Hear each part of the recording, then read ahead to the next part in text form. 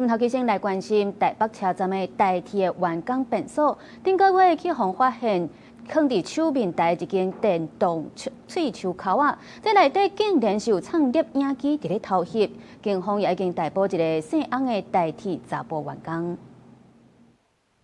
台鐵台北車站員工專用廁所內洗手台上發現疑似偷拍裝置，警方到場確認該物為針孔攝影機，立即循線追捕犯嫌，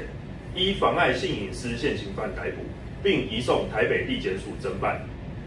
警方接到報案了後，去到這間便所，想袂到拄啊好去撞到這個涉案的台鐵查甫員工，行為真奇怪，佮咱像佇咧找物件。經過調查了後，這個查甫人也承認犯案，並依照妨害性溫書的現行犯來逮捕。佇檢方複審了後，是以10萬塊交保。這個初步估計是有3個台鐵查某員工受害，台鐵明仔載也會召開專案考訊會議。